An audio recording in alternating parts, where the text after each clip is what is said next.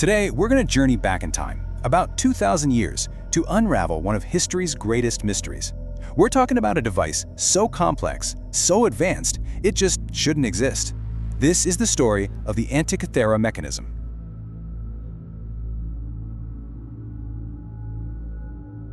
And it all begins right here. Back in 1901, some Greek sponge divers were exploring an ancient shipwreck when they stumbled upon this. Just a lump of corroded bronze pulled up from the bottom of the sea. For years, nobody really knew what it was, just a calcified jumble of gears and plates. So what was it? I mean, this wasn't just a piece of old metal. It was clearly a machine, and a really complex one at that. It came from a time when we thought this kind of technology was basically impossible. So what secrets were locked away inside these mangled fragments? Okay, so let's get into it. For a long time, researchers had absolutely no idea what they were looking at. This thing was a complete anomaly, a true machine, out of time. I mean, really think about that for a second. A system of tiny, intricate, interlocking gears. This was more advanced than anything that would show up for another 1,000 years. It was a total puzzle that just defied everything we thought we knew about ancient tech. You know, it took over a century to even begin to crack it. It started with the scholar Albert Rem, who way back in 1905 saw something others missed. He thought it was some kind of astronomical calculator. Then, decades later, Derek de Solla Price really drove home just how shockingly complex it was. But the real breakthroughs, they had to wait until 2005, when modern scanning tech finally let us peek inside. And the first thing they found, it was absolutely mind-blowing.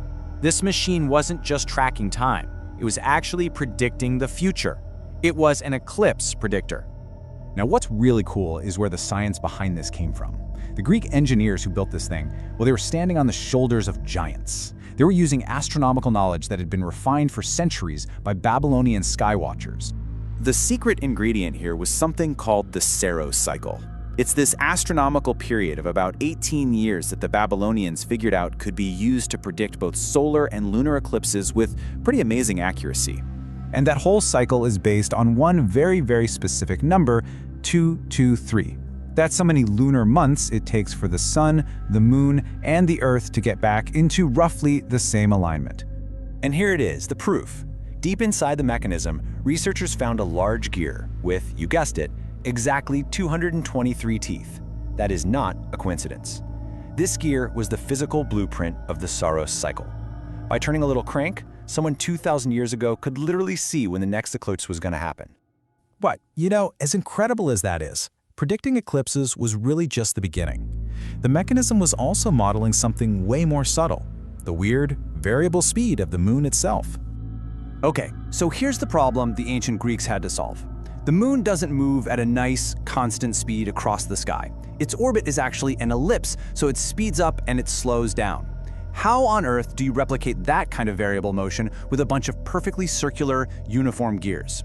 The answer was totally hidden until modern X-rays could see through all that corrosion, and what they found was this unbelievably clever pin and slot system. Basically, you have one gear turning another, but they're just slightly off-center from each other. That tiny offset makes the second gear speed up and slow down as it spins, perfectly mimicking the moon's wobbly orbit. I mean, this wasn't just smart, it was completely revolutionary. This kind of gearing wasn't supposed to have been invented for another 1,500 years. It was, simply put, a work of genius. But the rabbit hole just kept getting deeper. If this thing could model the crazy motion of the moon, what else could it do? Was it possible this single device was a model of the entire known cosmos, including all the planets? So the first big clues actually came from outside the machine itself, from ancient texts. The Roman orator Cicero wrote about a couple of similar devices built by the legend himself, Archimedes, almost a century before the Antikythera shipwreck, and he specifically says they showed the motions of the sun, the moon, and the 5 planets. And then, researchers found the smoking gun. X-ray scans of the back cover revealed something absolutely incredible. Faintly etched into the bronze were the names of all 5 planets the Greeks knew about. And right there among them, one word just jumped out: cosmos. So, suddenly, the case for it being a model of the planets was overwhelming. You've got historical accounts from Cicero, you've got the planet names written right on the device, you've got the astronomical theories from that time, and you even have physical scrapes and marks on the main gear that pointed to a lost planetary system.